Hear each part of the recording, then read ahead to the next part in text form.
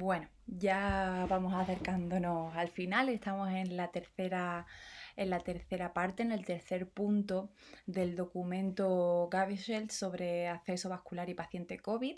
En esta parte, en la tercera parte, vamos a hacer un resumen de lo que nos cuentan sobre la elección adecuada de la técnica de inserción. Vamos a hablar de manera muy especial, como no, del ultrasonido. El ultrasonido para el acceso vascular lo vamos a usar en todos los momentos, lo vamos a usar siempre, nos va a servir de una manera previa a la inserción, durante la inserción y después de la inserción. Antes nos va a servir para hacer una elección de la vena, para ver si el calibre de la vena es adecuado para el French de catéter que queremos insertar, si es una vena sana, que no tiene trombos, que tiene un recorrido rectilíneo a una profundidad adecuada y bueno, todos los parámetros que ya sabemos que son necesarios valorar para maximizar el éxito de la punción. Vamos a usar la ecografía durante la punción para hacer una punción segura del acceso vascular, es decir, no pinchando otras estructuras que pueden ser consideradas peligrosas como la arteria, el nervio o si estamos colocando un CIC para una punción de la pleura, del pulmón. También lo podemos utilizar para excluir complicaciones inmediatas como puede ser la punción arterial o, como ya hemos dicho, el neumotórax, y para comprobar la dirección del pelo de la guía mientras estamos haciendo la inserción, incluso comprobar la dirección adecuada del catéter mientras estamos haciendo la maniobra. A posteriori, pues ya sabemos que nos va a poder servir, por ejemplo, para observar si existe algún problema a nivel de colapsabilidad de las venas ante una sospecha de trombosis, por ejemplo. Algo que nos comentan a partir de aquí durante todo el resto del documento es el uso de las sondas inalámbricas. De nuevo, estamos hablando de un documento que son recomendaciones, que son las vivencias y experiencias que ha tenido el grupo italiano ante la crisis del COVID y los pacientes con necesidad de acceso vascular. Entiendo que tener una sonda inalámbrica no es algo factible en todas las realidades, pero sí que es cierto que cada vez más hay sondas de bastante buena calidad en el mercado, que son sondas wireless y que se pueden conseguir a buen precio y con una funcionalidad óptima. Las sondas inalámbricas, además de no tener cables que se pueden contaminar, no suelen tener tampoco teclado porque la pantalla va a ser o bien la pantalla de un teléfono celular smartphone o bien una tablet, con lo cual esas superficies son planas y vamos a poder desinfectarla muy bien, no tienen esas ranuras que pueda tener un teclado. Evidentemente, cuando usamos el ultrasonido para el acceso vascular vamos a necesitar una funda estéril, pues la típica funda estéril que utilizamos para cubrir nuestra sonda con un ecógrafo normal, pues en este caso yo tengo aquí por ejemplo esta sonda inalámbrica, pues deberíamos colocarla dentro de la sonda. Obviamente no estoy haciendo la maniobra estéril, ¿eh? La deberíamos colocar dentro del cubre sonda y de alguna manera, bueno, pues aquí se puede hacer un nudo o se puede cerrar de alguna manera, ¿vale? Para que se mantenga de modo estéril. Imagino, aunque lo desconozco, que existirán en el mercado fundas para sondas inalámbricas. Si alguien las conoce, pues que nos lo comente en los comentarios del grupo, porque yo aquí en España no las conozco, pero seguramente que hay. Bien, pues esta sería la cobertura para la sonda. En este caso, esta sonda además tiene unos botones laterales que nos va a poder ser muy útil a la hora de querer cambiar, pues, por ejemplo, la ganancia o la profundidad. Nos va a servir para no tener que estar tocando la pantalla. Y el móvil o la tablet lo podemos meter en un plástico que no sea estéril, ¿vale? Tipo este, es una bolsa hermética, sin más. Se prepara obviamente antes de entrar en la habitación y la dejaríamos o bien sobre un soporte si contáramos con él. Hay soportes que son como una L, como así, donde se apoyan los marcos de fotografía. Son muy baratos, muy sencillos y además muy fáciles de desinfectar. Esos son ideales para este tipo de dispositivos. Y si no, pues encontramos una superficie en la habitación donde se pueda mantener estable y apoyado, ya sea el teléfono o la tableta que vayamos a utilizar. Tengo aquí la tableta.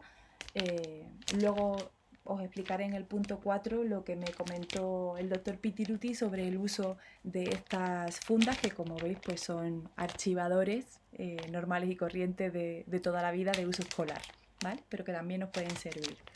Hay que echar imaginación ante el momento de crisis.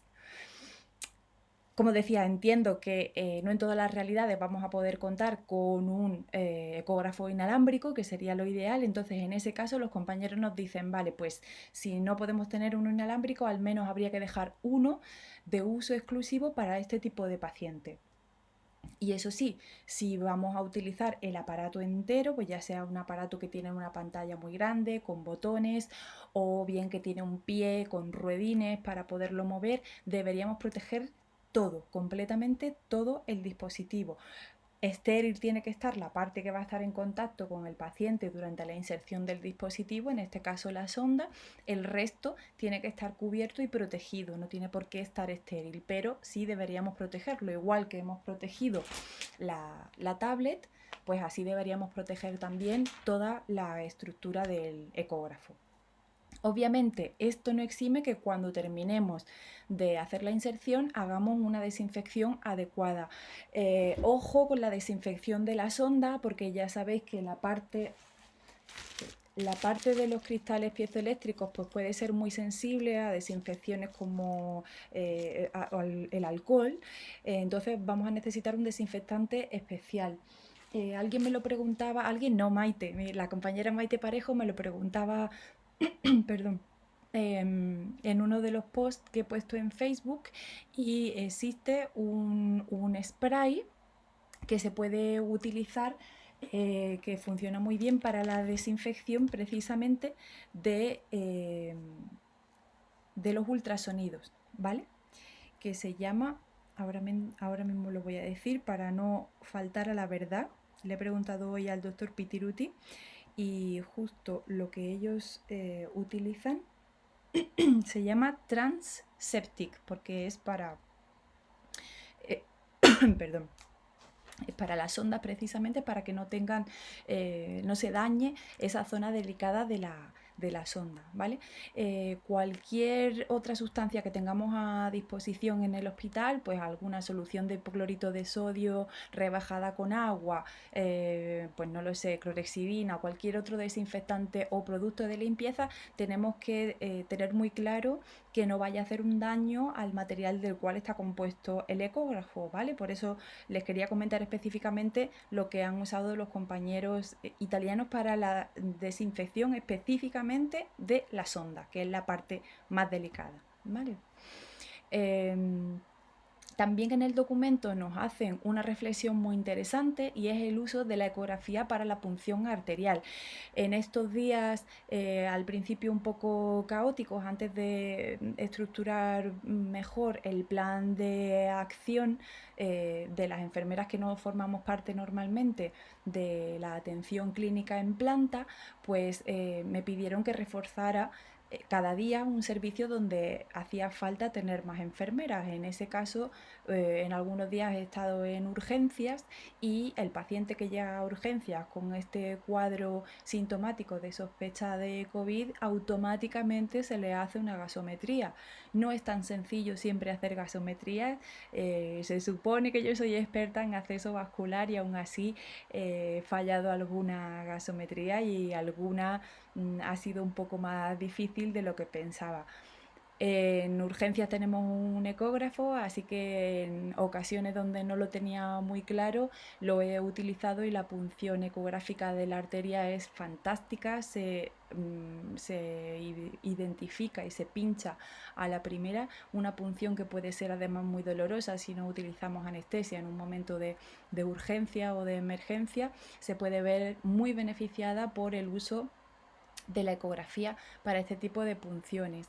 Les invito a que vean esta presentación que les he puesto aquí de la doctora enfermera Amy Bardeen Spencer, que la dio el año pasado en diciembre en el Gaveshell de 2019 y que precisamente habla de las ventajas del ultrasonido no solo para la punción arterial, sino también para la canalización. La arteria es como la gran olvidada de la canalización y de la punción ecográfica y sin embargo tenemos que tener en cuenta que sigue siendo un vaso y vamos a beneficiarnos mucho de poder hacer una punción viendo el vaso en ese momento. La presentación está en inglés, pero tiene unas imágenes muy didácticas, muy sencillas de entender y con unos trucos que seguramente nos van a servir mucho. Así que gracias Amy por esta presentación que fue además estupenda como siempre y nos iluminó mucho en este sentido. Así que recuerden que sobre todo en estas situaciones en las que normalmente estamos llevando incluso doble guante, tener esa sensibilidad en la punta de los dedos para poder palpar la arteria y entender cuál es el recorrido solamente en base a el latido del corazón, pues puede verse además un poco falseado, ¿no? Precisamente por ese doble guante. Así que ecografía también para la punción arterial. Vamos a usar la ecografía también para la verificación de la punta del catéter central en el ecocardio transtorácico. Esta técnica la están haciendo cada vez más en Roma, en el hospital del doctor Pitiruti. Evidentemente hay una curva de aprendizaje, hay algunos pacientes en los que es más difícil de hacerlas que en otros, pues pacientes que tengan un abdomen muy grande, pacientes con una gran presión intraabdominal, pacientes obesos, pacientes en posiciones que sean difíciles de ver, pues por ejemplo un paciente en prono va a ser muy difícil o si no imposible que podamos hacer una ecocardiografía transtorácica, pero sí que están saliendo cada vez más estudios donde están viendo que la precisión de este método y la rentabilidad frente a otros, y hablamos frente a los radiológicos obviamente, es muy grande. Cada vez más el doctor Pitiruti me dice que es algo que están empezando a hacer de manera rutinaria. Piensen solamente que hacer la inserción en este tipo de pacientes donde si no tenemos un monitor de ECG vamos a necesitar meter en la habitación un monitor de ECG para hacer el método del ECG intracavitario, pues podemos verificar la punta con algo que ya tenemos introducido en la habitación, que es la sonda inalámbrica. En este caso veríamos el corazón de... A ver, creo que he puesto una foto por aquí. Sí. Veríamos el corazón con diferentes ventanas. Ahora les enseño esas fotografías y lo mejor es que podemos hacer esta técnica durante el procedimiento de inserción, al igual que podemos hacer la técnica del ECG intracavitario. Los pacientes que van a estar sobre todo en estado grave en la UCI son pacientes que ya van a estar monitorizados, con lo cual poder utilizar el método ECG para verificar la punta durante la inserción de catéteres venosos centrales tipo CIC, PIC o FIC, donde queramos que la punta vaya a quedar alojada en vena cava superior en tercio inferior, es un método más que válido. Ya sabemos que tiene una precisión muy elevada y una aplicación también muy elevada. Decíamos, en la cama del paciente también es posible hacer el ECG intracavitario. Para el ECG intracavitario en el mercado hay algunos dispositivos que funcionan con Bluetooth. Este sería uno de ellos. Pues este sería el mando principal que viene con los cables. Son 3 cables que se conectan al paciente y otro cable aquí donde conectaríamos nuestra derivación roja para convertirla en el ECG endovenoso. Y aparte vienen con esta tablet donde podemos ver efectivamente la onda P intracavitaria durante el procedimiento. ¿Qué ventaja tiene? Pues que la conexión entre los cables y la pantalla es una conexión Bluetooth, entonces tiene menos cableado y por tanto va a ser más sencillo, como ya hemos dicho antes, la desinfección, porque fíjense que estos son solamente 4 cables, 3 si me apuran, y la tablet, con lo cual la desinfección es de una superficie plana, no tenemos ningún teclado y no vamos a tener además el cableado que uniría la tablet con los mandos, ¿vale? Entonces puede ser una solución muy buena. Si no, un monitor clásico al que el paciente esté conectado también lo podemos utilizar. Para el tema del ecocardio transtorácico, pues deberemos utilizar una sonda convex o una sonda sectorial, y normalmente se hace la identificación de la punta mediante un test de burbujas. Se hace una infusión rápida de solución salina a través del catéter, y lo que vamos a estar viendo en la imagen va a ser la aurícula derecha, y vamos a ver esta imagen de turbulencia como de burbujas que entran de repente a torbellino en la aurícula derecha, verificando que el catéter se encuentra en el tercio inferior de vena cava superior. Hay trabajos muy interesantes, este que les digo aquí que les marco es uno de ellos, y seguramente si van a PubMed podrán encontrar muchos más, porque como les digo es una técnica que está cogiendo cada vez más pie y está siendo más interesante. Otra posibilidad que nos ofrece el ultrasonido es poder descartar o confirmar la aparición de un neumotórax. Evidentemente, cuando hablamos del neumotórax aquí nos estamos refiriendo a la inserción de un catéter central de inserción central, en la zona sobre todo torácica, ¿no? Cervicotorácica, como hemos dicho antes, o bien en la zona amarilla o más en la zona verde, aunque si hacemos una punción con ecografía y tenemos la destreza adecuada, nos han entrenado de manera adecuada y somos lo suficientemente diestros para poderlo realizar, con el ecógrafo no debería suceder, pero en cualquier caso esta sería una manera rápida y sencilla de descartar el neumotórax. Esta imagen que les pongo aquí de Lobo de 2014 me ha parecido muy sencilla y muy buena para poderla entender. Tenemos la imagen en modo bidimensional y en modo M, y podemos ver los signos típicos de una pleura normal que se mueve y que tiene un movimiento con, lo diré, la pleura parietal. No me salía, el movimiento de la pleura parietal. Aquí podemos ver pues una imagen que es como de código de barras, y aquí abajo vemos lo que se llama el signo de la orilla de playa, ¿vale? Parece como si esto fuera la arena y esto fueran las olas del mar, y eso significa, coincide con una imagen de un pulmón sano, un pulmón que no tiene neumotórax. Sin embargo, cuando estamos viendo aquí se vería, perdonen que vuelvo arriba, una imagen como de movimiento, ¿vale? Veríamos en la imagen dinámica la parte superior que pertenece al músculo, la veríamos estática, una interfase muy marcada que va a ser la de la pleura y un movimiento del pulmón debajo de esta. Así hablándolo de manera muy rápida, porque esto sería para otro webinar. Sin embargo, cuando tenemos un neumotórax no hay movimiento de esa pleura, con lo cual lo que vamos a ver, si pasamos de una imagen bidimensional a un modo M, vamos a ver totalmente un código de barra. La imagen va a ser código de barra completa, no vamos a ver movimiento del pulmón, ¿vale? De hecho se llama así, signo del código de barra o signo de la estratosfera. No vamos a ver ninguna ola de la pared torácica, con lo cual al no haber movimiento, porque el pulmón obviamente se ha colapsado, vamos a tener este tipo de signos. Se tarda segundos en hacer esta verificación y puede ser vital hacerlo de manera instantánea para poder actuar de una manera rápida, y como hemos dicho, sobre todo en estos pacientes donde la función respiratoria ya está comprometida por la enfermedad de base. Es instantáneo, es económico, es sencillo. Aquí la curva de aprendizaje es muy cortita. Igualmente les invito a que lean bibliografía y a que vayan haciendo un entrenamiento y un uso del ecógrafo para esta funcionalidad que es tan sencilla de hacer, ¿no? En esta parte del documento también nos hablan de la fijación del catéter.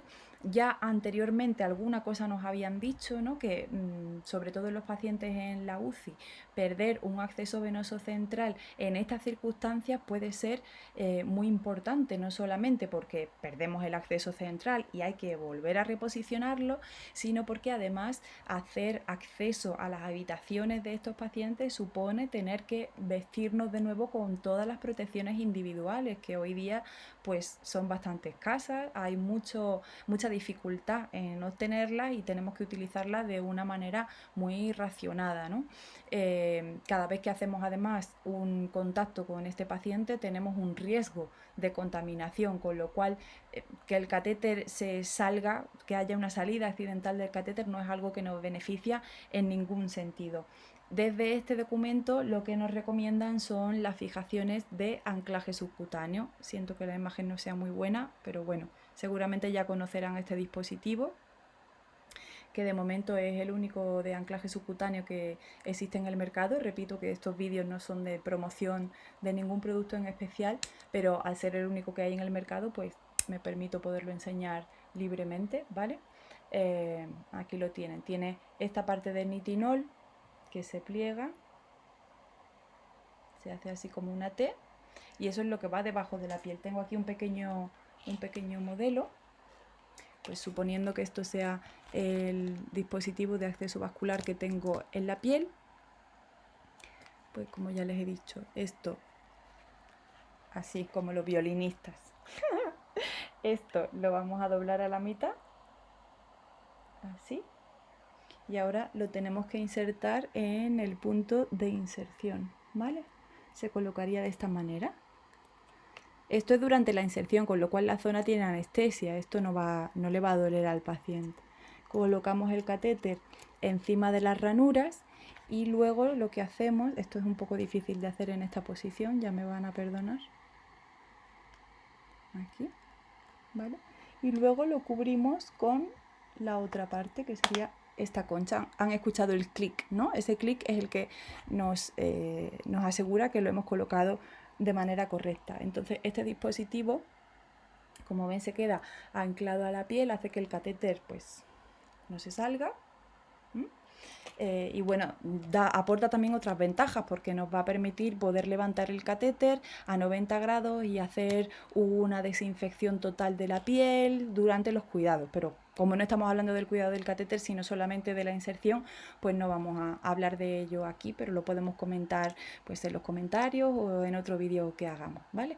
Este dispositivo, vuelvo a lo que decíamos antes, puede ser relativamente caro, pero tenemos que entender ¿qué significa caro en este momento? Caro sería perder el catéter, tener que volver a entrar, tener que usar otro EPI, tener otro riesgo de contagio. Sin embargo, hacer uso de este dispositivo para estos pacientes y estar seguros que ese acceso vascular ya no se va a mover de ahí es una gran ventaja. También tenemos que tener en cuenta que estos pacientes sufren maniobras de pronación y supinación con mucha frecuencia y ahí es un momento muy delicado en el que la vía podría perderse. Sin embargo, con este dispositivo pues los compañeros han visto que tienen mejores resultados. Por último, nos dicen que la protección del punto de inserción tras la colocación del catéter se puede potenciar esa protección usando algunos dispositivos que ya conocemos, como es el cianoacrilato. ¿Sí? ¿Le suena cianoacrilato? El pegamento, la cola, la gotita. Estéril, obviamente, para uso humano, monodosis. ¿De acuerdo? Este se puede utilizar una vez que lo hemos colocado pues, en el punto de inserción. Se coloca el cianoacrilato, se deja secar y el cianoacrilato funciona como una pantalla estéril que realmente sella el punto de inserción durante los primeros 7 días después de la inserción y permite que esa pequeña herida, la consideramos una herida, en el punto de inserción se cure totalmente. A partir de ahí el cianoacrilato cae a los 7 días cuando levantamos la membrana transparente y podemos empezar a utilizar clorexidina de lenta liberación, ya sea en este formato de esponjas de lenta liberación. Ya saben que existe también clorexidina de lenta liberación en gel, Esto nos va a permitir tener el punto de inserción muy protegido contra la infección. Y por último, lo que nos recomiendan, que ya es algo que además estas cosas nos las recomienda también el CDC y las INS 2016, por ejemplo, el uso de una membrana transparente de alta transpirabilidad en el punto de inserción. Pues un poco lo que ven en la imagen que les he puesto aquí, ¿no? Una fijación subcutánea de anclaje, una protección del punto de inserción inmediata con cianoacrilato y tras esa una protección con clorexidina de lenta liberación y una fijación, una protección más que fijación con membrana transparente semipermeable de alta transpirabilidad. Estas serían las recomendaciones para poder hacer una inserción completa. Obviamente, me repito de nuevo, no estamos hablando de los cuidados intraluminales, por ejemplo. Aquí podríamos hablar también de los tapones de desinfección pasiva, de los tapones de presión neutra, de presión controlada. Podríamos hablar de muchas cosas más, del lavado pulsado con suero salino, con jeringas precargadas, pero no es el objetivo. El documento está enfocado a la inserción, ¿vale? Entendemos que el equipo en estas circunstancias lo que va a hacer es la inserción, va a dejar el catéter en la mejor condición posible y luego el cuidado y el mantenimiento lo van a hacer los compañeros de la planta o de la unidad de cuidados intensivos, ¿de acuerdo? Así que bueno, esto sería la tercera parte y ya la siguiente, última, la vemos a continuación.